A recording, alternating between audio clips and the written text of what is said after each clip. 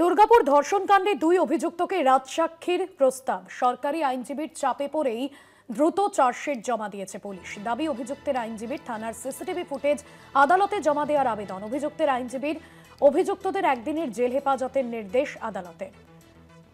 সঞ্জীব সুই রয়েছেন আমাদের প্রতিনিধি ফোন লাইনে। সঞ্জীব, আদালতের তরফে কি নির্দেশ দেওয়া হয়েছে?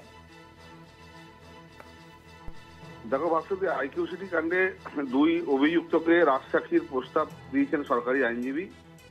আজকে জেল হেফাজত থেকে তাদেরকে দুর্গাপুর মহকুমার অতিরিক্ত জেলা আদালতে তোলা হয়েছিল, কিন্তু আজকে এডিজে কোর্টে যিনি বিচারক তিনি ছুটিতে আছেন, তাই স্পেশাল কোর্টে তাদেরকে তোলা হয়। এবং ওয়াসিফ আলীর আইনজীবী শেখর কুন্ডু তিনি আজকে সওয়াল করেন। তিনি বলেন যে দুজন অভিযুক্ত এর মধ্যে রয়েছে যাদেরকে রাজসাক্ষী করা হচ্ছে। দুজন অভিযুক্ত এরা তো সেইভাবে ঘটনার সঙ্গে যুক্ত নয়, তো এই নিয়ে তিনি এটা সওয়াল করেন। এবং আইনজীবী শেখর কুন্ডু আরো একটা অভিযোগ করেন যে খুব দ্রুত চার্জশিট জমা দেওয়া হয়েছে চাপে পড়ে, আর যেন সাপ্লিমেন্টারি চার্জশিট যাতে না দিতে পারে আর সরকারি পক্ষের আইনজীবী, সেটা তিনি আবেদন করেছেন আদালতের কাছে। এছাড়াও তিনি সিসিটিভির ফুটেজ দেওয়ার জন্য আবেদন করেন।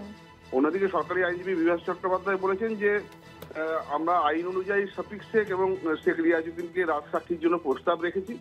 তারপরে আজকে তারপরে বিচারক আবার জেল হেফাজতে নির্দেশ দিয়েছেন, আবার তাদেরকে পরবর্তী একদমই সঞ্জীব, এবং দুপক্ষের তরফে আদালতে মূলত কি কি বিষয় তুলে ধরা হয়েছে অভিযুক্তদের বিরুদ্ধে? সঞ্জীব, শোনা যাচ্ছে? সম্ভবত যোগাযোগ বিচ্ছিন্ন হয়েছে।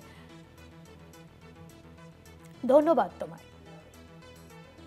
থানার সিসিটিভি ফুটেজ আদালতে জমা দেওয়ার আবেদন জানিয়েছে অভিযুক্তদের একদিনের জেল হেফাজতের নির্দেশ দিয়েছে আদালত।